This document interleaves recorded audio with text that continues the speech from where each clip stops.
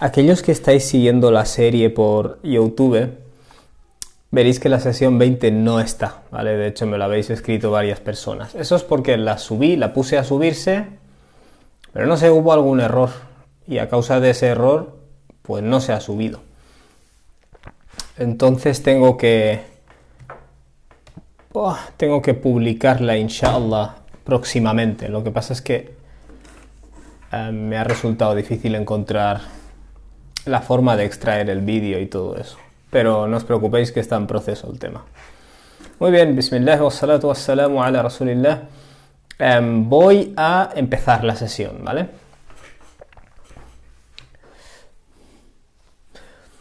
Hoy vamos a hablar acerca del versículo 22 de Suratul Mulk. Como siempre haré una breve introducción, ¿vale? Enlazándola con el hilo del discurso que encontramos en los versículos anteriores, ¿vale? La sección en la cual estábamos es una sección que le está podríamos resumirlo diciendo que se está colocando al ser humano en su sitio, ¿vale? Recordándole al ser humano cómo las cosas están adaptadas a él y él está adaptado al entorno, y no solo en un sentido filosófico abstracto, ¿vale? Es decir, sí hay un Dios y tal, abstracto, ¿sabes?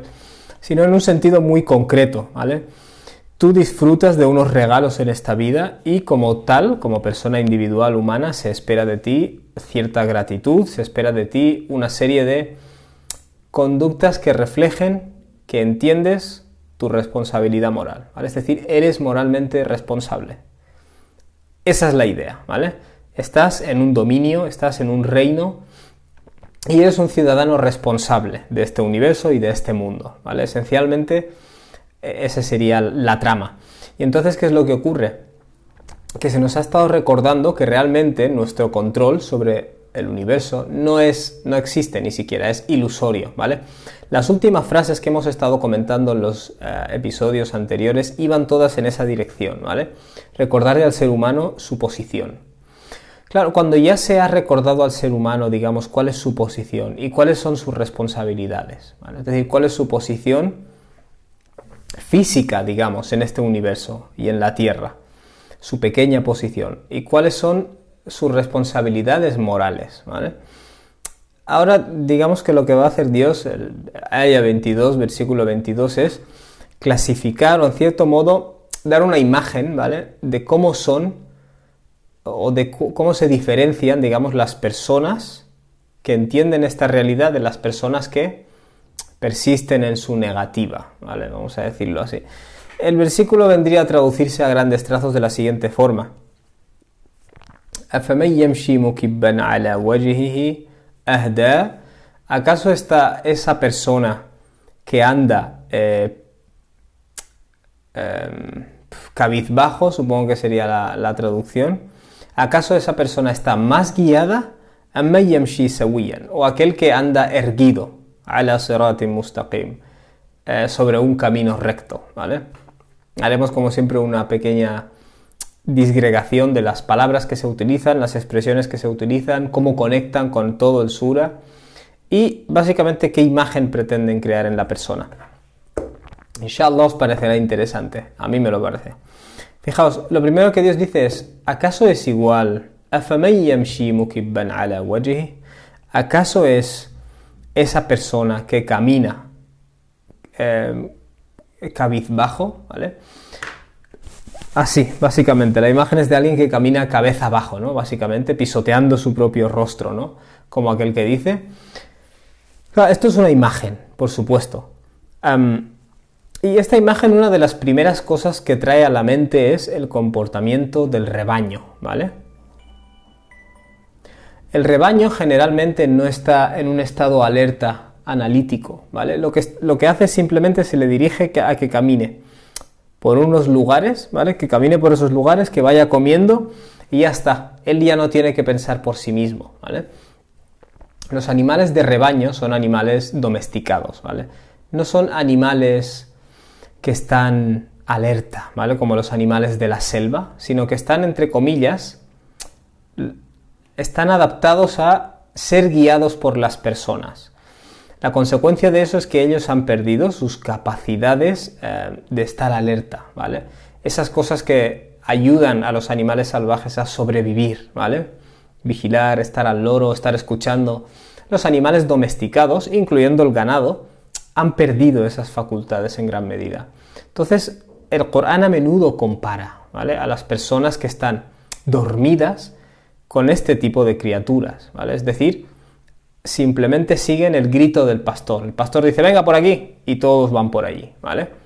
Pensando en comer, ir al baño, hacer sus necesidades, reproducirse, ¿vale? No solo es una vida animal, es una vida animal que no está en un estado de alerta, ¿vale? Está en un estado de no mirar, ¿vale? Claro, cuando Dios usa la frase estas personas que están, ¿cómo se dice?, cabizbajos, es importante, ¿vale? Porque al principio del sura se nos había ordenado, por decirlo de alguna forma, mirar hacia arriba, ¿vale? Mirar hacia el firmamento. Y no solo mirar una vez, sino mirar varias veces. Thumma rji'il basar. Luego se nos había ordenado o encomendado o incitado a mirar a las aves, ¿vale? Awalam yarau ila at-tayr. Es que no observan hacia las aves. Es decir, se construye una visión del mundo en la que el Creador le está diciendo a las criaturas racionales, pensantes, mira, ¿vale? Mira, observa. Ese es el estado de alerta. Y el animal de ganado es justamente lo contrario, va cabizbajo siguiendo el grito. Entonces, fijaos en este símil, Dios que dice, ¿acaso puedes comparar a la persona que está cabizbaja? O sea, quiero que entendáis que esta frase tiene un significado profundo porque se refiere a la actitud de la persona que no está alerta, que no está vigilando. Pero es que además contrasta perfectamente con la descripción de lo que Dios te estaba incitando a hacer a lo largo del sura. Mira hacia arriba, observa el firmamento. Mira hacia arriba y observa las aves, ¿vale? Es decir, hay un contraste, ¿vale?, entre aquel que observa, que saca lecciones, y el que va cabizbajo, ¿vale?, siguiendo a la corriente, siguiendo el ruido y solo deteniéndose para comer, para beber, para hacer sus necesidades. Disculpad que mi gato quiere salir.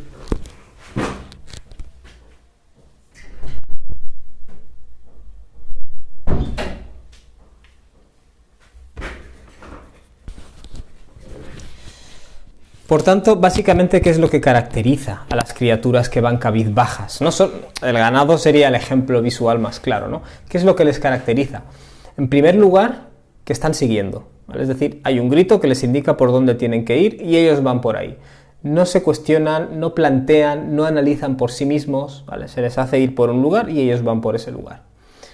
Y la segunda característica es que esencialmente viven para cubrir sus necesidades fisiológicas, ¿vale?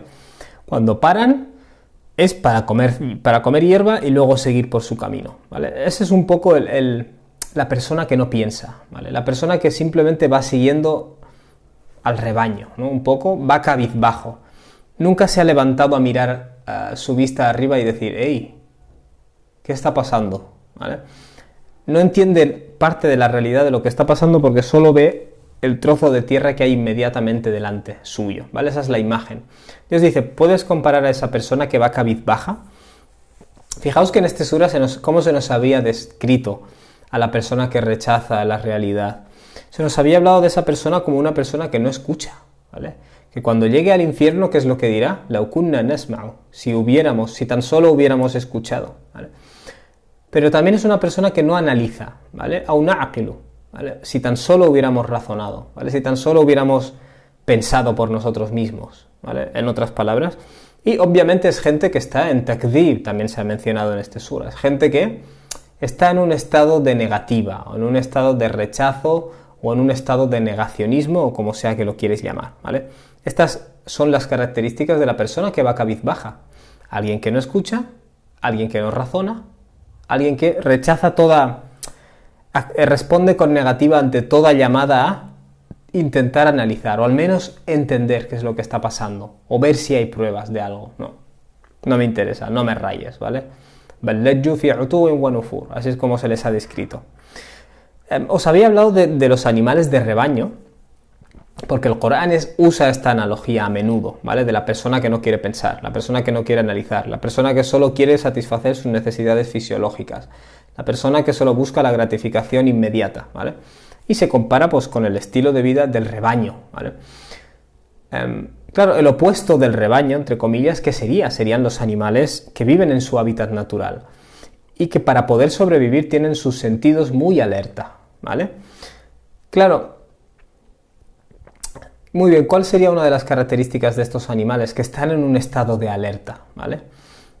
La persona que reconoce la verdad, ¿vale? Que es lo contrario, técnicamente, a quienes siguen el ganado, es decir, a quienes se comportan como el ganado, la persona que acepta la verdad técnicamente es una persona que está alerta. Antes de hablar, antes de actuar, antes de hacer las cosas, pienso en consecuencias, ¿vale? Eso es lo que llamamos taqwa, en otras palabras, estar en estado de alerta. Quiero que veáis que es justo la contraposición al estado en el que están quienes actúan como el rebaño, ¿vale? Habíamos dicho, por ejemplo, que las personas que rechazan la verdad tienen una negativa a escuchar, ¿no es así? Entonces, ¿cuál es una de las características que se supone que representan a la persona que intenta estar en consonancia con la realidad, ¿no? Justamente lo contrario, que es una persona dispuesta a escuchar y dispuesta a corregirse, ¿vale? Cuando le llega evidencia, cuando le llega información, cuando le llega amonestación, escucha, analiza y se corrige si se tiene que corregir, ¿vale? No olvidéis que la gente del infierno lamenta no haber hecho esto, ¿vale? O sea, todo está conectado, no es ninguna coincidencia, ¿vale? Una de las cosas que lamenta la gente del infierno es no haber razonado, ¿vale? Entonces, ¿qué se supone que hace la persona que está en consonancia con la realidad, ¿no? El muslim, supuestamente. Ser una persona que analiza las cosas, ¿vale? Fijaos que el animal de rebaño no está en un estado de alerta, ¿vale? Sino que está en un estado de gafla, de inconsciencia total, ¿vale? Va cabizbajo y ni siquiera mira hacia arriba ni entiende la realidad que le rodea, ¿vale? Es una persona que, o el animal de rebaño, digamos, no escucha, ¿vale? No escucha, simplemente oye un grito. Dios dice en el Corán, el ejemplo de estas personas es como el de las personas que oyen un grito, ¿vale? Que no entienden, solo escuchan una llamada y van detrás de esa llamada, ¿vale? Que sería la llamada del pastor. Animales de rebaño oyen ruidos y se dejan guiar, ¿vale? No escuchar, estar en un estado que no es de alerta, ¿vale? No escuchar y no razonar. Estas son las características que se nos habían dicho de la persona que acaba en el infierno, que son exactamente las características de los animales de rebaño, ¿vale? Mientras que el creyente, por usar esta palabra, ¿vale? El que presuntamente acepta la realidad es justamente lo contrario, ¿vale? Está en un estado de alerta, es decir, en un estado de taqwa, ¿vale? Se para a pensar antes de hacer las cosas, ¿vale? Está en un estado de escuchar, ¿vale? Es decir, está abierto a escuchar. Eso es lo que se denomina الذين يخشون ربهم, ¿vale? El khashya es exactamente eso, la humildad y la disposición a escuchar y a rectificar, ¿vale? Y finalmente son gente que razona, gente que analiza las cosas, gente que analiza el universo, gente que analiza la tierra, gente que analiza la historia, ¿vale? Las naciones del pasado, gente que analiza el resto de especies. Todo esto ha sido mencionado en este sura, ¿vale? Todo, cada uno de estos aspectos. Quiero que entendáis que la imagen que Dios va a dar ahora en el versículo 22 encapsula a la perfección las dos descripciones, ¿vale? En resumen, y por cierto, esto es muy interesante porque el siguiente versículo, ¿qué nos va a decir Dios? Versículo 23 de Suratul Mulk. Qul huwa alladhi ansha'akum, Él es aquel que os ha producido, وَجَعَلَ لَكُمُ السَّمْعَ وَالْأَبْصَارَ وَالْأَفْئِدَةَ, y os ha colocado o ha puesto a vuestra disposición السَّمْعَ, el oído, vaya, وَالْأَبْصَارَ, y las visiones, وَالْأَفْئِدَةَ, y la facultad interior, ¿no? Se podría incluso traducir como el intelecto, aunque no es exactamente lo mismo, es más profundo. Pero fijaos, este versículo, el siguiente versículo, nos va a mencionar las características que Dios ha dado de manera especial al ser humano, que son justamente las características que el kafir, el que rechazaba la verdad, se negó a utilizar, ¿vale? Quiero que entendáis que está totalmente conectado, no hay ninguna cosa que no esté conectada, ¿vale? Por tanto, hay un contraste aquí también. Se nos había dicho, y ahora prosigo con el versículo, ¿vale? Pero son tantas cosas. Se nos había dicho que هو الذي جعل لكم الأرض ذلولا. Dios es aquel que ha creado o ha hecho la tierra para vosotros dhalulan, sujeta, dócil, ¿vale? Realmente lo que significa dhalulan es dócil o domesticado, ¿vale? Y se utiliza esta palabra para el animal, para el burro, ¿vale? Para el animal que está dominado por el ser humano, el camello incluso, ¿vale? Entonces, claro, llama la atención justamente porque se nos está diciendo la tierra, ¿vale? La materia inerte que forma este mundo que Dios te ha dado está hecha adiestrada, ¿vale? Domesticada. Pero luego se condena por otro lado al ser humano que actúa como un animal domesticado, ¿vale? Es decir, quiero que entendáis que hay una diferencia sustancial entre el mundo inerte, ¿vale? La materia que nos rodea, y luego el ser humano, a quien Dios ha creado con unas facultades. Cuando se habla de la tierra, con lo grande que es, ¿qué es lo que se nos dice? Está domesticada.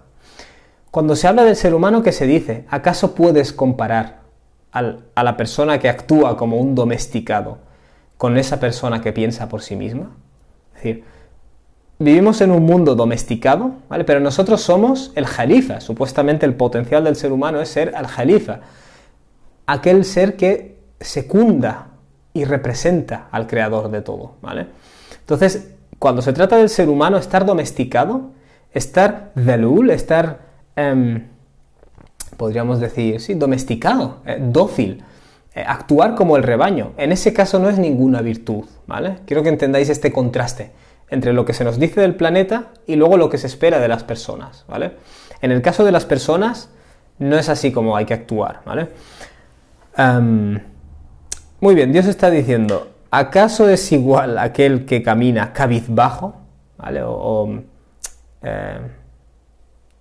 Sí, cabizbajo. La expresión en árabe es más fuerte porque es ala wajhihi, encima de su cabeza, encima de su cara. Es como decir la persona que va pisoteándose encima de su cara, ¿vale? Y de hecho creo que en algunos idiomas esta expresión existe, ¿vale? Porque recuerdo mucho de niño haber escuchado cuando alguien no está alerta, el decirle vas pisando tu cabeza, ¿vale? Lo cual suena muy extraño en castellano. Pero fijaos, ese es el concepto, ¿vale? Llevas la cabeza tan bajada que es como si estuvieras pisándola cuando andas, ¿vale? Esa persona, Dios dice, esa persona es más guiada, ahda, o aquel que camina erguido en un camino recto, ¿no? Este concepto, ¿esta persona está más guiada? ¿Vale? Esa es la pregunta retórica que hace Dios. Esta palabra de la guía que tanto utilizamos, ¿vale? Quiero daros un ejemplo moderno y sencillo, ¿vale? Si yo cojo un vehículo y me pierdo por el interior de, yo qué sé, el interior de España mismo, ¿vale? Todo el interior despoblado, medio desértico, ¿vale? Que hay ahí en la España profunda. Y yo no conozco el lugar, ¿vale? Lo que me va a ocurrir es que me voy a perder, ¿vale? No voy a encontrar el camino. Ese es el concepto de dalala, estar perdido, ¿vale? Decimos mucho perdido, extraviado, pero lo que eso significa es que no encuentras un camino. No sé qué carretera coger para llegar a la capital, ¿vale? O para llegar a la meta, ¿no? No tengo un camino, ¿vale? Eso es lo que significa estar perdido, ¿vale? ¿Y estar guiado qué significa? Pues que tienes Google Maps o tienes algo que te permite saber cuál es el camino que tienes que llevar, ¿vale? Así de fácil, tienes un GPS, esencialmente. Aquí la revelación de Dios sería como el GPS, ¿vale? Este es el concepto de la guía, ¿vale? Una guía es, literalmente, pues lo mismo que un GPS o lo mismo que hacía un mapa en el pasado, ¿vale? Quiero que entendáis esto porque siempre que se nos habla de la guía, la persona que está guiada o el que está extraviado, es una imagen que de tantas veces que lo hemos repetido, ni siquiera entendemos lo que significa, ¿vale? Es la diferencia entre estar en un vasto lugar, con un vehículo bien equipado, con GPS, sabiendo perfectamente a dónde tienes que ir, o estar perdido sin saber a dónde tienes que ir, ¿vale? Entonces Dios dice, la persona que va caminando cabizbajo, casi como un animal de rebaño, es decir, no piensa por sí mismo, no escucha, solo oye gritos, pero no entiende las palabras, y no analiza las cosas, ¿vale? No razona, que son las características que se habían asociado a ese perfil de persona que rechaza la verdad. Dios dice, esta persona con estas características es como si estuviera perdido por el desierto sin ningún GPS, sin tener ningún rumbo, sin saber leer las estrellas. No tiene ningún criterio que le diga por dónde tiene que ir, ¿vale? Esa es la imagen. Dios está diciendo, ¿esta persona está más guiada? Es decir, ¿tiene más certeza de cuál es el camino a coger? ¿O alguien que anda erguido?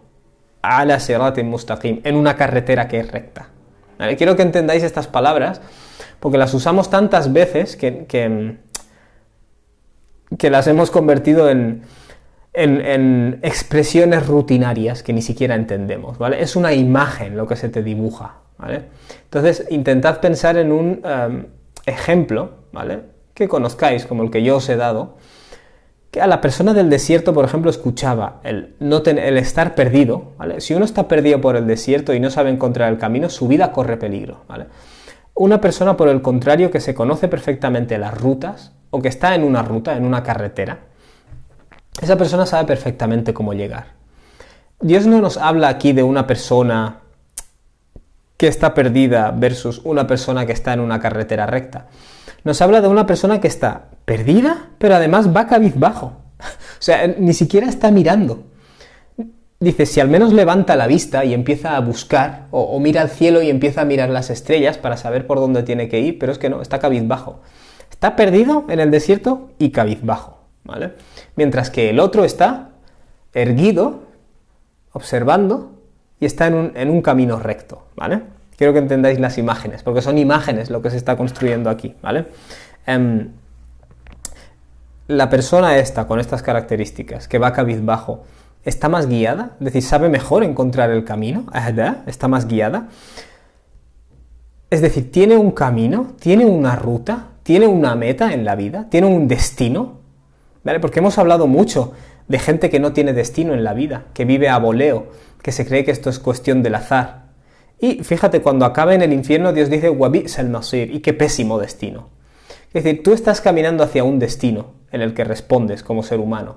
Lo que pasa es que puedes saberlo o no saberlo, ¿vale? Entonces, esa persona está más guiado. Y luego Dios prosigue, أَمَّنْ يَمْشِي سَوِيًّا, o aquel que camina erguido, ¿vale? Sawi, equilibrado, de pie, equilibrado, ¿no? Básicamente, podríamos decir que mantienes el equilibrio, ¿vale? De hecho, uno de los comentarios del Corán que he ojeado mencionaba que el ser humano es el único animal bipedal, ¿vale? El único animal que camina sobre sus dos piernas de esta forma erguida, ¿vale? Entonces aquí la palabra sawi podría estar aludiendo a eso, ¿vale? En otras palabras, el ser humano, Dios está diciendo, a nivel biológico, estaría diciendo, ¿vale? A nivel biológico, tú estás erguido, eres bipedal, estás de pie sobre tus dos piernas, equilibrado, ¿vale? Como Surat At-Tin, لَقَدْ خَلَقْنَا الْإِنسَانَ فِي أَحْسَنِ تَقْوِيمٍ. Hemos creado al ser humano en la más adaptada compostura, si lo quieres decir así, ¿vale? Taqwim también significa estar de pie, ¿vale? Por tanto, es algo a lo que el Corán parece dar importancia, ¿vale? ¿Por qué? Bueno, lo que se nos suele decir, ¿vale?, es que el hecho de andar sobre nuestros dos pies nos deja las manos libres, lo cual nos ha conducido a crear muchas herramientas, nos ha conducido a cazar, nos ha conducido a cocinar, lo cual nos ha hecho comer comida más sana, lo cual nos ha hecho mejorar a nivel cerebral, etcétera, etcétera, etcétera. Pero casi todos los beneficios, crear herramientas para poder cazar, para poder hacer tecnología, para poder hacer ropa, es decir, casi todos los beneficios que tenemos como humanos proceden del hecho de ser bipedales. Al final es parte de nuestra identidad. Bueno, aquí técnicamente, de acuerdo a esta lectura, cuando Dios habla de ¿está más extraviado el que va cabizbajo o el que camina erguido? ¿Vale? Claro, Dios está hablando aquí de algo moral, no está hablando de algo físico, pero está dando una similitud con el mundo físico, ¿vale? Te está dando un símil, una comparativa, ¿vale? Tú cuando ves por la calle a una persona erguida y observante y alerta, no es lo mismo que cuando ves a alguien que va así siguiendo ni él sabe por dónde va, ¿vale? Esa es la imagen. Pero esta imagen se está refiriendo a una actitud interior, no al físico, ¿vale? Dios aquí no está hablando del físico realmente, no está hablando del que camina más erguido y el que va cabizbajo. Te está dando una metáfora, un símil realmente, un mathal, una parábola, una comparativa de cómo las personas nos comportamos en la vida, ¿vale? En el camino de la vida. Hay quien está perdido y va cabizbajo y sigue al rebaño, y hay quien analiza las cosas, quien va erguido, quien está alerta, ¿vale? Esa es la imagen que se está dando. Entonces, pero la comparativa de este aspecto interior, Dios la hace utilizando el aspecto físico, ¿vale? Entonces es como si Dios estuviera diciendo, el verdadero ser humano, el que cualifica de verdad como jalifa, el que cualifica de verdad como representante de las realidades que están más allá de lo material, es la persona que no solo es bipedal o erguido en su constitución física, porque eso todos los humanos lo tienen, sino aquel que ante la vida actúa como si fuera bipedal, como si fuera erguido, ¿vale? Es decir, el ser humano tiene unas particularidades, como el hecho de estar erguido, pero está erguido en el sentido físico. El mu'min y el kafir por igual. Pero Dios está diciendo, el mu'min, el que acepta la verdad, también está erguido en su paso por la vida, ¿vale? No actúa como un animal de rebaño en su paso por la vida. Porque muchos humanos están erguidos físicamente, pero en su comportamiento están cabizbajos, ¿vale? Son como los animales de rebaño, ¿vale? Mientras que el verdadero mu'min se supone, el humano que acepta la realidad, se supone que es una persona que está erguida físicamente y está erguida a nivel interior, ¿vale? En su paso por la vida. Por tanto, ¿puedes comparar al que va cabizbajo con el que va erguido? ¿Vale? ¿Puedes comparar al animal que está, al roedor que tiene la nariz constantemente pegada al suelo y lo único que ve es los 20 centímetros cuadrados que hay delante suyo, con ese otro ser que observa los horizontes y lo observa todo y está alerta y puede caminar erguido? ¿Vale? Esa es la comparativa. No sea solo un erguido o un bipedal en el sentido biológico, ¿vale? Sino en el sentido que Dios está utilizando aquí, ¿vale? Esta metáfora se está refiriendo a nuestra actitud ante la vida, ¿vale? Llama la atención este concepto de estar erguido, ¿vale? Se usan palabras como que aluden a la naturaleza física del ser humano, ¿vale? Por ejemplo, una de las formas de definir el din de la realidad es al-hanifiyya, ¿vale? Claro, hanif, la palabra hanif, que se usa para una persona que está inclinada hacia la verdad, ¿vale? De una manera natural, y que se aparta, ¿vale? También se inclina en contra de todas las falsedades, ¿vale? Las falsas creencias en falsos poderes y falsas fuerzas. A esta persona se le denomina hanif, ¿vale? Hanif lo que significa es inclinado, ¿vale? En otras palabras, la religión de la realidad o de la naturaleza, Dios utiliza estas palabras que sugieren cosas que son naturales, ¿vale? La inclinación natural, el andar erguido, ¿vale? Es decir, no son conceptos, no son constructos, vamos a decirlo así, son conceptos reales, ¿vale? Una otra posible interpretación de esto, y las dos pueden coexistir, es que Dios está hablando del día del juicio, ¿vale? Es decir, cuando las personas resuciten, ¿vale? Quienes ya tengan una noción de lo que está pasando, ¿vale? Porque les llegó el conocimiento y lo aceptaron, sabrán por dónde tienen que ir, ¿vale? Como aquel que dice, saben de qué se trata y saben hacia dónde tienen que ir, conocen su rumbo. Mientras que las otras personas están corriendo, ¿vale? Que al farash el mabthud, están revoloteadas yendo de un lado para otro, ¿vale? Sin saber lo que están haciendo, ¿vale? Hay eruditos que vincularían esta frase no solo a nuestro estado en la vida y a nuestra respuesta ante la verdad, sino a nuestro estado mental, si lo quieres decir así, en el día del juicio, ¿vale? Algunos estarán tan confusos que, como habíamos hablado en otra sesión anterior, la respuesta de lucha o huida, que te hace correr en todas direcciones sin saber ni lo que estás haciendo, ¿vale? Ese será potencialmente el estado en el que estarán determinadas personas, ¿no? Entonces, esta frase se podía aplicar también al día del juicio, ¿no? Wallahu a'lam. Puedes comparar a esa persona que va cabizbaja con el que va erguido, ¿vale? Ya hemos explicado lo que eso significa. Ala siratin mustaqim, en un camino recto, ¿vale? Traducción así rápida.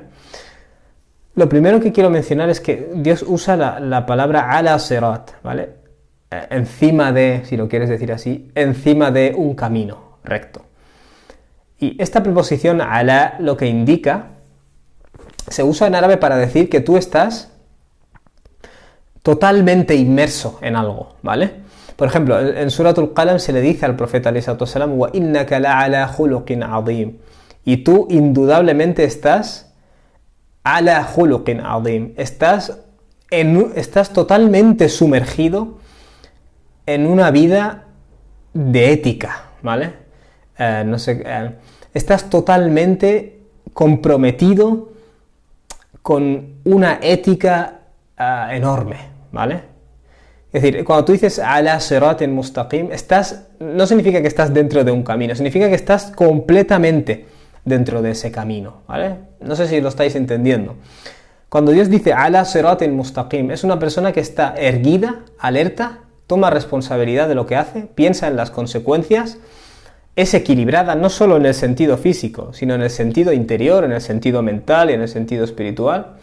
Y esa persona está comprometida, ¿vale? Está plenamente inmersa en un camino que es mustaqim, ¿vale? Que ahora explicaré lo que significa. Pero quiero que entendáis este concepto. La preposición ala aquí indica que estás completamente inmerso en eso, ¿vale? Es decir, el animal de rebaño está completamente ausente, mientras que este otro tipo de criatura está completamente presente, ¿vale? En la realidad, ¿vale? Sin quitar que tenga sus idas y venidas o sus errores, pero está comprometido. No está temporalmente en un camino y luego se sale por una bifurcación y luego vuelve y luego se sale. Está dentro de la carretera, está dentro de la autopista y va hacia el destino, ¿vale?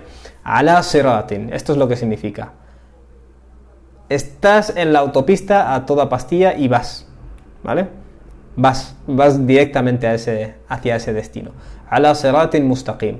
Está en un camino, vamos a usar la frase carretera o autopista, que es mustaqim, ¿vale? Istiqama en árabe significa no ir recto, sino permanecer en lo recto, ¿vale? Quiero que entendáis que lo que se está indicando sobre este segundo perfil, todas las palabras que se usan indican persistencia, ¿vale? Tener rumbo, saber hacia dónde vas. Y no estar deambulando, sino estar yendo directamente. Porque hay varias palabras para camino en árabe, hay varias palabras para recto en árabe, ¿vale? Hay varias palabras para decir que estás dentro de un camino. Todas las palabras que se están usando indican determinación, ¿vale? Que es justo la actitud contraria a la de aquel que va cabizbajo sin saber ni quién es ni qué está haciendo en la vida, ¿vale? Quiero que entendáis que cada palabra encierra el tono de los versículos y el tono del sura y el tono de lo que Dios está diciendo, ¿vale? Mustaqim lo que significa es que es recto. Una de las interpretaciones de esto, que está sugerida por muchos contextos del Corán, es que aquí el camino mustaqim, ¿qué es lo que significa? Que no es un camino de bifurcaciones, ¿vale? Es un camino que va recto. Una de las interpretaciones, ¿cuál es?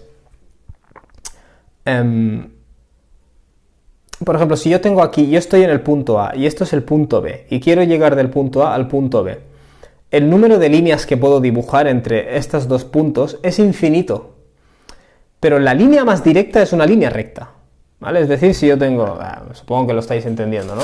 Pero si yo tengo dos bolígrafos, ¿vale? La forma más directa de llegar de este a este es a través de la línea recta, ¿vale? Luego puede haber un montón de caminos y un montón de bifurcaciones que pueden llevarme aquí o perderme ahí tirado en el desierto o en un barranco. Pero si quieres llegar del punto A al punto B, la forma más directa es el camino recto, ¿vale? Eso es lo que significa la palabra mustaqim, la línea recta, ¿vale? Que es la forma más rápida de llegar del punto A al punto B. En otras palabras, es un camino que va directo al grano, ¿vale? Es un camino que no se anda con rodeos, que no te hace perder el tiempo con tonterías. وَلَمْ يَجْعَلْ لَهُ عِوَجًا, ¿vale? Dios dice sobre el Corán, no le hemos hecho al Corán lleno de cosas complicadas, tortuosas, ¿vale?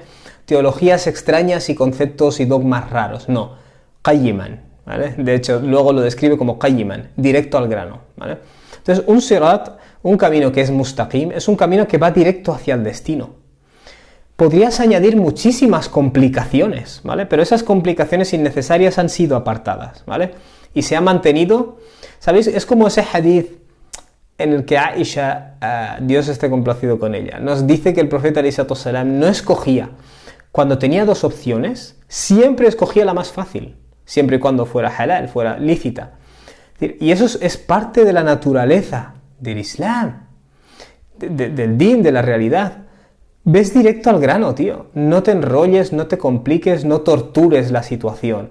Si os fijáis, todos los argumentos que aparecen en este sura son directos, son claros, son fáciles de entender. No dependen de una religión, ¿vale? Ni de una doctrina, ni una iglesia, ni una enseñanza religiosa. Si os fijáis, Dios en este sura, el creador, no está hablando de religiones ni siquiera. Está hablando, tú tienes un creador que ha creado este universo, lo ha embellecido, ha creado la tierra, te ha dado el sustento. Aquel que rechaza, aquel que no quiere escuchar, tomará responsabilidad de sus acciones. La persona que por el contrario sea humilde, tomará responsabilidad por sus acciones. Es decir, es casi como una ecuación matemática. Ni siquiera es una religión. Cuando el Corán descendió, no estaba creando una religión, como nos lo explican ahora en el cole. Estaba llamando a la gente a la realidad, sencillamente. Entonces, eso es un sirat que es mustaqim. Es un camino que es recto y que omite todas las cosas que son superfluas, ¿vale? El din de la realidad es así, ¿vale? Es directo al grano, ¿vale?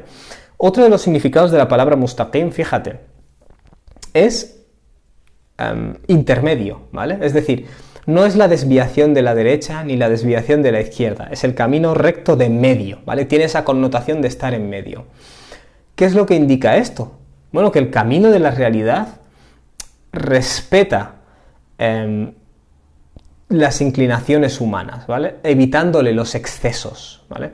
Por ejemplo, este camino de la realidad, este siratun mustaqim, ¿qué es lo que hace? ¿Vale? Te enseña, por ejemplo, a que no te pases todo el día rezando, pero por otro lado, tampoco tienes la opción de dejar de rezar, ¿vale? Tienes que permanecer conectado con tu creador, de una manera equilibrada, ¿vale? El equilibrio. A la hora de comer o beber y consumir el sustento, mantén el equilibrio, ¿vale? A la hora de amar, mantén el equilibrio. A la hora de odiar, mantén el equilibrio. Es decir, es un camino de equilibrios, ¿vale? Todo el Islam y todo el Corán es un camino de equilibrios. Cuando en Suratul Fatiha decimos Ihdina as-sirata al-mustaqim, guíanos por el sendero recto, automáticamente después decimos Ghayril maghdubi alayhim, que no sea el sendero de los que se han ganado la ira, waladdallin, ni el sendero de los que no tienen camino, ¿vale? Hay gente que tenía un camino, pero no lo siguió bien, y se han ganado la ira. Luego hay gente que no tenía un camino. Y los eruditos de Tafsir nos dan muchos ejemplos históricos de ambas categorías, ¿vale? Y te das cuenta siempre de que son dos extremos, ¿vale? Son dos extremos. La gente que le llegó el conocimiento pero no lo practicó. No quiero ser uno de ellos. Tampoco quiero ser una de las personas a las que nunca les llegó el conocimiento y practican las cosas sin conocimiento. Son extremos, ¿vale? El equilibrio, ¿cuál es? Tener el conocimiento y ponerlo en práctica, ¿vale? Todo en el Islam, ¿por qué se denomina el Islam as-siratul mustaqim? El sendero recto, ¿vale? El camino intermedio, porque se busca el equilibrio en todas las facetas, ¿vale? Vamos a recapitular ahora todo el significado de este versículo, ¿vale? ¿Acaso puedes comparar, o acaso tiene una mejor guía, un mejor GPS, y va a llegar mejor a su destino? Esa persona que va siempre mirando hacia abajo, como un animal de rebaño, que solo sigue los gritos, que nunca razona, que se niega a escuchar, y que cuando le llega algo nuevo solo responde negando, ¿vale? Esa persona tiene un mejor GPS, o la persona que va erguido, que está alerta, que toma responsabilidad de lo que hace, que está observando el mundo que le rodea, ¿vale? Que observa el firmamento, que observa las aves, que observa la historia de las naciones pasadas, ¿vale? Es decir, está en un estado constante de presencia, está presente y está observando, no está distraído. Yamshi mukibban ala wajhihi, una buena ejemplificación de lo que esto significa es la gente que está todo el día en Instagram así. Y luego cuando baja el móvil está viendo telebasura. Y luego cuando acaba la telebasura vuelve a coger el móvil. O sea, no sabe estar quieto, no sabe estar sentado, no sabe mirar el cielo. Está en ese estado constante de agitación, pero sin estar mirando ni estar alerta, ¿vale? Es decir, hoy en día se habla mucho de la atención y de la falta de atención que nos provoca nuestro estilo de vida. Aquí, en cierto modo, Dios está hablando de la falta de atención, cuando te habla de alguien que camina cabizbajo, versus alguien que está erguido y está observando y está alerta, ¿vale? Esa es la característica del creyente, ¿vale? ¿Puedes comparar a estas dos categorías de ser humano? La persona que está erguida y no solo está erguida, en consecuencia está alerta, toma responsabilidad de sus acciones, razona, analiza las cosas, está dispuesto a escuchar y es lo suficientemente humilde como para rectificar, ¿vale? Y en consecuencia está caminando por una carretera o está transitando por una, ¿cómo se llamaría esto? Por una autopista que va directamente al sitio, ¿vale? Que no tiene bifurcaciones o desviaciones innecesarias. Puedes hacer esta comparación, ¿vale? De nuevo, aquí no se está hablando de religiones. ¿Puedes comparar al miembro de esta religión con el de esta o el de este grupo con el de esta? Aquí está el creador del ser humano hablando de distintas categorías de ser humano. Yo os he dado estas facultades y algunos actuáis así y otros actuáis así, ¿vale? Y siempre y cuando esta actuación sea consecuencia de tu libertad de elección y estés en plena posesión de tus facultades, se te va a responsabilizar por ello, ¿vale? Ni siquiera es una religión, o sea, simplemente es la realidad que el creador nos está explicando, ¿vale? Antes de las denominaciones y los dogmas y las instituciones, ¿vale? Esto es mucho más esencial, ¿vale? Espero que se haya entendido, ¿vale? Y si algo no se entiende, pues me lo ponéis ahora en la sección de preguntas. Inshallah, espero que le hayáis encontrado beneficio y que lo compartáis. Espero que lo compartáis, ¿vale? Muy bien, vamos a ver la caja de preguntas. Wow. Fati Sevilla dice, no siento nada al rezar. Uf. Honestamente, no quiero ir de listo. Como no conozco tu caso, ni cuál es la causa, no puedo opinar más de la cuenta, ¿vale? No sé,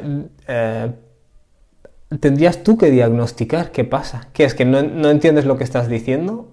¿O te cuesta concentrarte? Que tiene que haber una o varias causas que puedas identificar. Si te sientas con el bolígrafo y el papel. ¿Qué puede ser? No entiendo lo que estoy diciendo. Posible solución, entender lo que estoy diciendo. No me concentro, ¿vale? Posible solución, ahí hay una serie de soluciones posibles y también habría que ver si no te concentras por culpa tuya o por algo que no es culpa tuya, ¿vale? Por eso te digo, es tan amplio esto de no siento nada al rezar que no puedo responder a algo que es una frase tan ambigua, ¿me entiendes? Hajar dice, la persona que está perdido en el ejemplo que dices, en la realidad esa persona en la dunya se está guiando pero por direcciones equivocadas, o personas, sin tener lo trascendente. Quiero decir, ¿el extraviado no sería alguien que no tiene la conexión trascendental?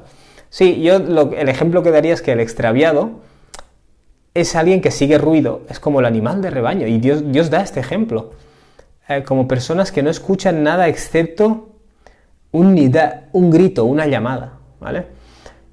Por ejemplo, ahora ha salido el Samsung S no sé qué, me lo tengo que comprar. Ahora ha salido el iPhone no sé qué, no sé cuánto, me lo tengo que comprar. Ahora toda la gente del trabajo está jugando al Fortnite. Ah, pues yo tengo que jugar al Fortnite.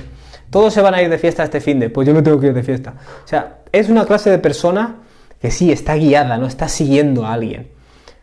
Pero realmente no está guiado, ¿vale? No hay nadie que le lleve hacia un punto claro, sino que va siguiendo las voces que va escuchando, ¿vale? Esa es la analogía, ¿no? Podríamos decir aquí.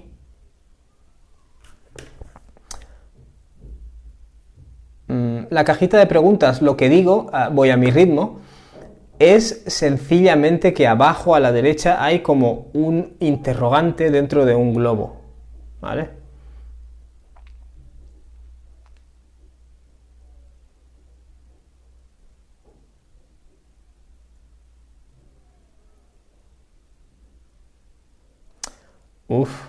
Bueno, si tenéis preguntas, ponedlas ahí en la caja y si no, pues daré por hecho que no las tenéis.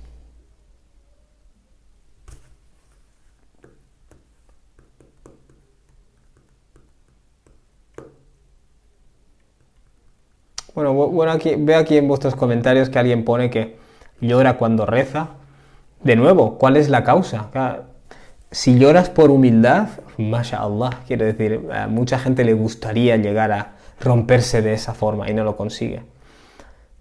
Por eso te digo de nuevo, ¿a qué se debe? Eso del mal de ojo era una broma, entiendo. Vale, nadie tiene ninguna pregunta, sorprendente. Bueno, Asma Mohammed, si quieres pon la pregunta ahí, no pasa nada, la voy a leer.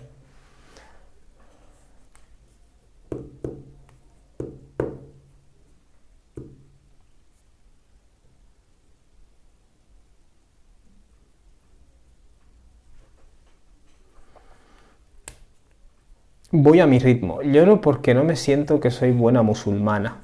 O sea, de nuevo, yo no te conozco y no puedo opinar más de la cuenta. Lo único que te diría de una forma muy general es que si yo, por ejemplo, he hecho algo malo y luego lloro, eso de por sí no es malo, ¿vale? Ahora bien, si no haces más que llorar y sentirte culpable sin parar, es posible que haya algo ahí. No sé si la palabra pueda ser patológico. Por ejemplo, si uno se cría en un hogar donde siempre están diciendo rezas mal, todo lo haces mal, no vas a servir para nada, que esto pasa mucho y conozco casos, ¿vale? Al final esa persona tiene una culpabilidad que le persigue constantemente y desafortunadamente su relación con el Islam está manchada por eso. Entonces, por eso te digo, cuando tú me dices lloro mucho porque siento que no soy buena musulmana, yo no sé decir si estás dentro de esa línea de la persona humilde que se siente mal cuando hace las cosas mal, o ya has pisado la línea de aquí hay algo obsesivo, digamos.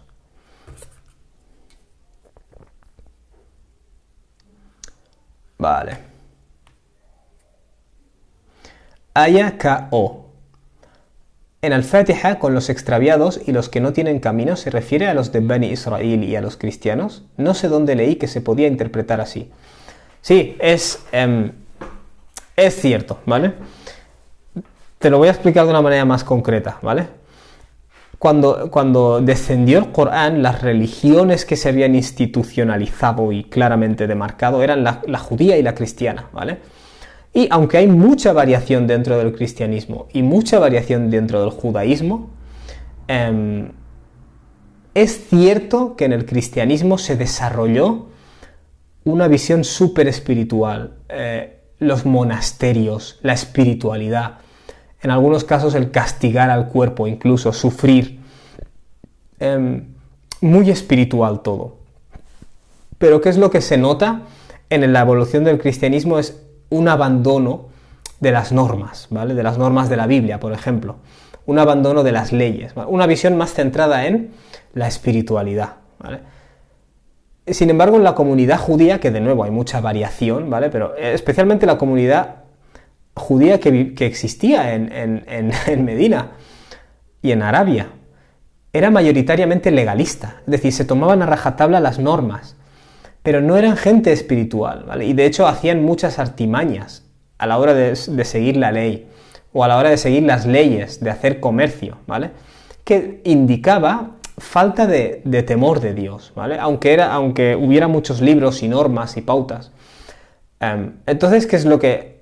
Claro, cuando el profeta alayhi salatu wassalam nos explica que hay un arquetipo cristiano en Ghayril Maghdubi Alayhim y un arquetipo judío en Waladdallin, son estos dos excesos, ¿vale? El exceso de soy tan espiritual que no sigo normas y el exceso de sigo tanto las normas que no soy espiritual, ¿vale?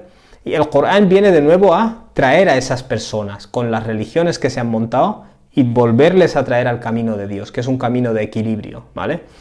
Entonces, efectivamente, tú pides a Dios que te guíe por el sendero recto, que no sea el de un exceso ni el de otro, ¿vale? En ese sentido, contrasta esta revelación con el arquetipo mega espiritual cristiano y el arquetipo mega legalista judío, ¿vale? Súper legalista.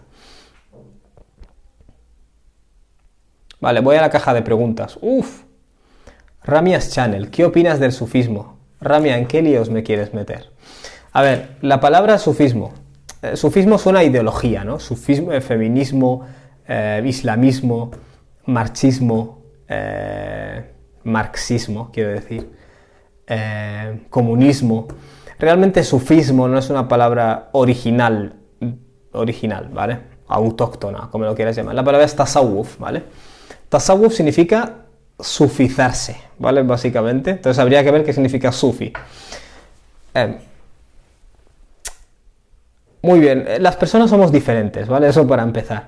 Entonces, al principio del Islam, de hecho en la generación del profeta, verás que algunos eran más el guerrero, el que iba al campo de batalla. Otros eran más el hombre de negocios, ¿vale? Otros eran más el que se apartaba del comercio y todo y se pasaba el día rezando.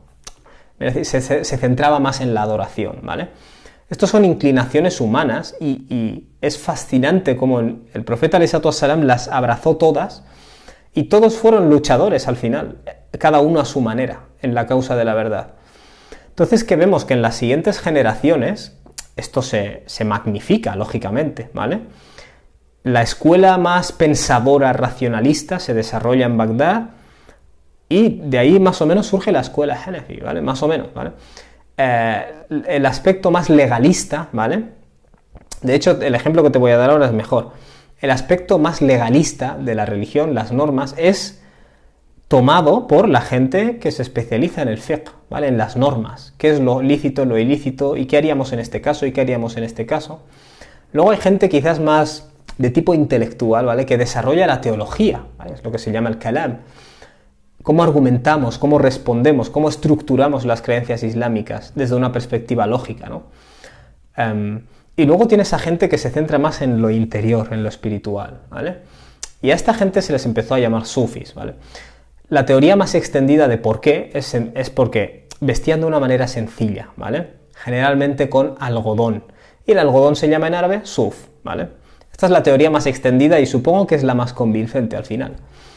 También podría derivarse de la palabra pureza, podría derivarse de Ahl Suffa, que son un grupo de personas que en vida del profeta ﷺ se quedaban en una sección de la mezquita del profeta o en la veranda de la mezquita del profeta y se dedicaban a adorar, ¿vale? Ahl Suffa, la gente de la veranda, literalmente.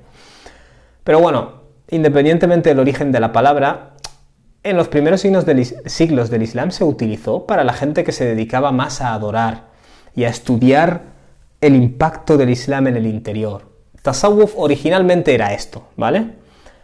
Entonces, cuando me dices qué opino del tasawwuf, si te refieres a eso, te diré que es una parte indispensable del Islam, como lo es el fiqh y como lo es el aqida, ¿vale? Nuestras creencias, nuestras prácticas y nuestro estado interior. No puedes disgregar una cosa de otra, ¿vale? Ni tampoco puedes evitar que unas personas se inclinen más hacia un lado que hacia el otro. Por lo tanto, si por tasawwuf te refieres a lo que en las primeras generaciones del Islam se llamaba tasawwuf, no es más que el tazkiya, ¿vale? El crecimiento personal y espiritual del ser humano. Khlas, nada más, ¿vale? O sea, tasawwuf originalmente es eso, ¿vale? ¿Qué ocurre? Que con el paso del tiempo evoluciona. Igual que las escuelas de ley evolucionan y las escuelas de teología evolucionan y discuten entre sí, a veces las escuelas de ley discuten entre sí, también se generan distintas formas de vivir la espiritualidad, ¿vale? Entonces, dentro de esa tradición sufi, es decir, de la tradición espiritual, algunas personas pues empiezan a proponer teorías, entre comillas, de una unión con Dios, ¿vale? Que otras personas no aceptan. Y aquí es cuando se empieza a hablar del sufismo, del tasawwuf, perdón, ebrio y del tasawwuf sobrio, ¿vale? De una espiritualidad moderada y tranquila versus una espiritualidad estática, ¿vale? Muchos sufis afirmaban llegar a un estado de éxtasis, de conexión con Dios, de hulul, de fundir su alma en Dios. Y claro, cuando mucha gente, y obviamente se empezaron a incorporar cosas pues, que son de origen cuestionable, ¿vale? Claro, cuando mucha gente hoy en día te dice, tasawwuf tiene innovaciones, eso hay que matizarlo, ¿vale? Dentro de la tradición sufi, obviamente se han inventado muchas cosas cuestionables, ¿vale? En su origen, el tasawwuf era el centrarse más en adorar que en estudiar teología, ¿vale? Hassan al-Basri y los primeros sufis, era eso lo que entendían por tasawwuf, ¿vale?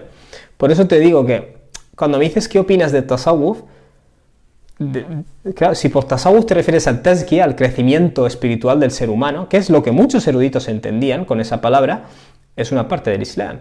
Si por tasawwuf te refieres a la gente típico estereotipo que adoran tumbas y que, yo que sé, que le besan los pies a su sheikh y que rezan bailando. Y estas cosas pasan, por cierto. Hay gente excesiva, ¿vale? En algunas de sus prácticas. Estas prácticas son cuestionables, ¿vale? O sea que al final la idea es la siguiente: la espiritualidad sana es algo del Islam. Las innovaciones y los excesos no son del Islam. Ya está. O sea, al final la palabra tasawwuf no es más que una palabra, que la usan unos y la usan los otros. Y al final la palabra se la lleva el viento. Lo que importa es a qué nos referimos, ¿vale? A una espiritualidad sana y que procede del periodo de los salaf. O sea, a una espiritualidad original del Islam, o a gente ignorante que a lo mejor hace prácticas folclóricas en desconocimiento, ¿vale? O con conocimiento, que es aún peor. Por eso te digo, por tasawwuf, ¿a qué te refieres? ¿A la espiritualidad islámica o a los que bailan dando vueltas y entran en conexión supuestamente con Dios? Por eso te digo, la palabra, puesto que la palabra la pueden utilizar varias personas, puede significar varias cosas. ¿De qué manera podríamos aumentar la concentración en el Salah si el motivo de esta desconcentración es pensar en cosas externas constantemente? Gracias. Mi respuesta, resilience. El truco que a mí me sirve, como creo que he dicho 1.000.000 de veces ya, es hacer muchas súplicas espontáneas durante la postración, ¿vale? Porque estas te obligan a romper el piloto automático. Para mí, eso es lo que mejor sirve. María Luisa Serrano, muy gráfica y esclarecedora la explicación de los dos grandes perfiles. Esta sura tenía un contexto. Efectivamente. Mellul Muhammad, si te equivocas en el rezo, ¿qué hay que hacer? Bueno, no te puedo dar detalles porque no es mi especialidad, ¿vale? Pero hay una cosa que se llama sajdatu sahwi, la postración del olvido, ¿vale? Si yo, por ejemplo, creo que he hecho 3 rakat en lugar de 4, pues hago una más, ¿vale? Para asegurarme de que hago 4. Pero si tengo la duda, luego al final de la oración hago 2 postraciones, ¿vale? Me postro, me levanto, me postro, me levanto.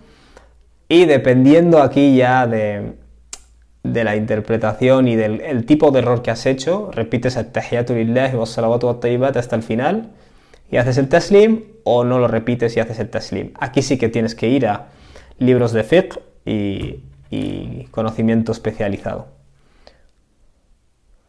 AJSK, ¿por qué ningún país musulmán es un ejemplo para el Islam? Yo no estoy tan seguro de eso, ¿eh? Puede no ser un ejemplo en unas cosas, pero sí serlo en otras, ¿vale? Yo, por ejemplo, no conozco el mundo árabe mucho, pero conozco el África más de abajo, Mali, Senegal, Gambia, eso. Y así como veo cosas que son lamentables, ¿vale? En supersticiones, en el shirk, en este tipo de cosas. Por otro lado, veo en la actitud de aceptación al decreto de Dios que tiene esta gente, la paz interior que tienen, que puede provenir de muchas cosas, ¿vale? Incluso del clima, lo que sé, pero la cuestión es que llevan una paz a veces muchas de esas personas que a mí me fascina y me parece un ejemplo islámico. Quiero decir que creo que tendemos mucho a decir, los musulmanes están fatal, la política aquí fatal, no sé qué, esto fatal. Y a veces nos cegamos a ver lo bueno. Creo que hay muchas cosas ejemplares. Creo que está la cultura de la hospitalidad muy, muy latente todavía. La cultura del respeto a los padres, que aquí está destruida, está muy latente todavía, ¿vale? De hecho, tengo una experiencia de explicarle a una persona de Gambia, que venía de una zona rural y no recién salida, explicarle lo que era una residencia de ancianos y la persona ni se lo creía. Es decir, para que veas que en muchas cosas sí son ejemplares muchos musulmanes, ¿vale? Dicho esto, a nivel político, a nivel de dominio, no. Y te voy a decir una cosa, quiero decir, en su día la civilización musulmana sí que fue ejemplar en muchos casos, no en todos, ¿vale? A nivel político, quiero decir, nada es para siempre. Es como una persona, las personas tenemos una época más practicante, otra época menos practicante, una época en la que hacemos las cosas mejor, otra época en la que hacemos las cosas peor, y a veces cuando tenemos una caída o una recaída, no es solo porque seamos malos, sino porque el entorno nos ha condicionado. Estamos aislados de gente que sea musulmana, por ejemplo. estamos rodeados de tentación, por ejemplo. Yo qué sé, por ponerte ejemplos, ¿vale? Entonces la comunidad musulmana pues le pasa lo mismo. La historia tiene diferentes épocas, ¿vale? Y ahora mismo estamos en una época posmoderna, postcolonial, ¿vale? El mundo musulmán de ahora está muy diseñado por el impacto de la colonización y muy dominado por poderes externos. Entonces, te voy a dar un ejemplo, ¿vale? Presuntamente Afganistán era un país súper avanzado, ¿vale? A principios del siglo XX. Y tras el descubrimiento del petróleo se empezaron a venir fuerzas de fuera a pelearse por ese país, ¿vale? Esencialmente rusos y americanos, ¿vale? Guerra Fría y todo ese contexto, ¿vale? Y si tú miras ahora Afganistán parece que da pena, que si los talibanes, que si Burka, que si... Pero tienes que pensar que esto es una consecuencia de un contexto, ¿vale? O sea, que aquí no hay solo que preguntarle a los musulmanes por qué este país está así. Hay mucha gente a la que preguntar, ¿me entiendes? Es una confluencia de factores. O sea, ni es verdad que ningún país es un ejemplo, porque dentro de ese país y de muchos países hay gente que a veces son incluso, me atrevería a decir, una mayoría, que tienen características del Islam que a nuestro mundo europeo moderno les hace mucha falta, ¿vale? Y en otras cosas al revés, o sea que nada es blanco o negro. M. Hayat 98. Salam. ¿Cómo fue el matrimonio de Aisha con el profeta? ¿Es verdad que ella tenía 9 años? Si te digo la verdad, M. Hayat 98, no lo sé y no estoy tan seguro. Lo que se puede establecer históricamente sin duda es que ella era mucho más joven que el profeta, alayhi salatu wassalam. Pero sea lo que sea, ella era mayor de edad dentro de los parámetros de esa sociedad, ¿vale? Que la mayoría de edad de esa sociedad quizás no estaba en los 18 años, estaba cuando la mujer menstrua o cuando X punto. Eso es algo que es materia de disputa, podríamos decir. Pero ella era una persona mayor de edad en esa sociedad, ¿vale? Eso es lo que tienes que tener claro. Dicho esto, te lo digo más que nada porque, por ejemplo, yo vengo de Gambia y veo que ahí muchas de mis primas y primos con 16 años, 17, en las zonas rurales se han casado ya. Y eso no es ninguna pedofilia, eso es simplemente que el concepto que tienen ellos de la mayoría de edad es diferente al nuestro. Porque ahí la esperanza de vida con 50 años se va terminando, ¿vale? Y estos son estadísticas reales.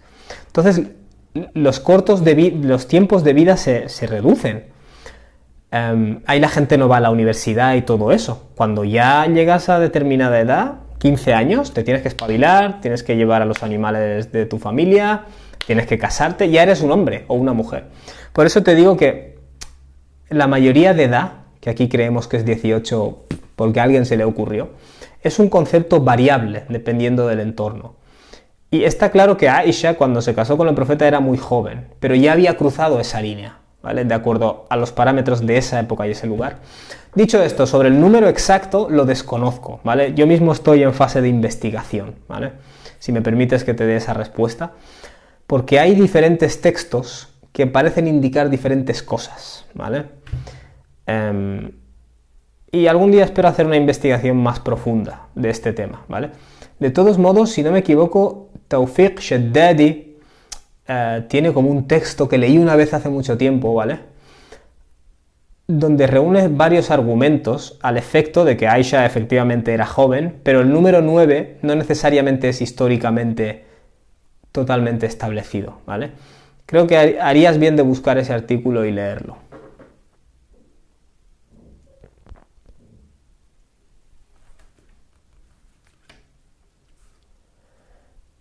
Aisha Sabio Quijano. Yo he pasado 2 noches que me atrancaba rezando, pero es por mis problemas en casa, estoy saturada. Al final somos humanos y los problemas nos afectan. Cuando algo te afecta mucho, parece que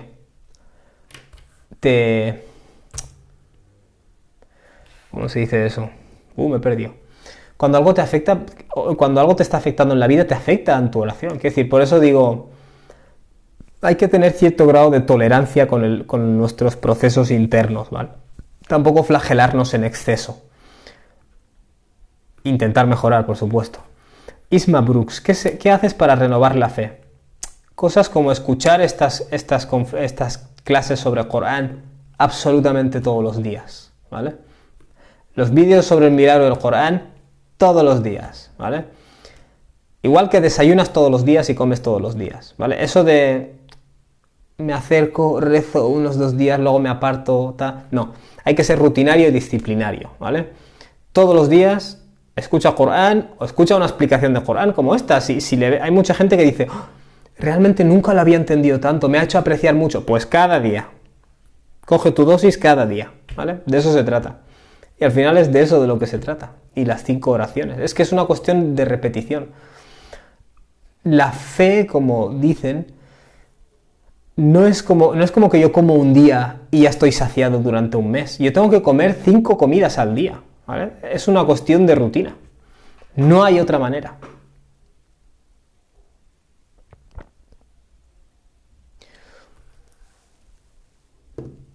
Hajar, ¿por qué puede ocurrir a alguien... Sami, ¿algún dua para la protección del propio nafs? A'udhu bika min sharri nafsi. Allahumma inni a'udhu bika min sharri nafsi. Dios, busco refugio en ti del mal de mi propia persona. Wa min sharri kulli dabbatin anta akhidun bi nasiyatiha. Y del mal de todo organismo al cual tú tienes completamente controlado, ¿vale? Literalmente, al cual tú tienes completamente cogido por su frente, ¿vale? Que en árabe significa control total sobre alguien. Entre otros, ¿vale? Hay otros duás. De hecho, si te descargas Hisnul Muslim, la fortaleza del musulmán en PDF, verás duás para repetir cada mañana. Deberíais haberlo hecho ya. Vale, termino con esta, ¿vale?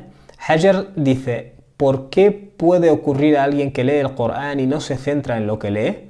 Bueno, pues como el que lee cualquier cosa y no se centra. Puede ocurrir por muchas razones, porque eres una persona con poca atención, o porque no te interesa lo que estás leyendo, o porque la traducción da pena, que a veces pasa eso. Pueden ser muchos factores. Pueden ser muchos factores, inshallah. Bueno, hermanas y hermanos, lo siento muchísimo, pero termina aquí hoy nuestra sesión, ¿vale? Son las 11:10 ya. Barakallahu fikum por haber estado aquí. Os encomiendo, hablando de rutina, de que os metáis en Adam Academia, os unáis al estudio del Corán que hacemos profundo del Corán entero, ¿vale? O sea, imagínate todos los días escuchar explicación del Corán. Yo creo que eso debería tenerlo todo musulmán, pero crear alguna forma de rutina, tanto si es Adam Academia como si es otra cosa, ¿vale?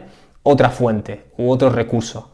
Pero esto tiene que ser rutinario, ¿vale? Barakallahu fikum. Yo os invito a que os unáis a la academia, que compartáis este vídeo, inshallah, y nos vemos mañana, si Dios quiere, en el estudio del versículo 23 de Suratul Mulk.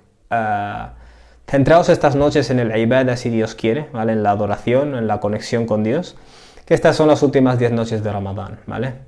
Un gran abrazo. Barakallahu fikum. Wassalamu alaikum wa rahmatullahi wa barakatuh.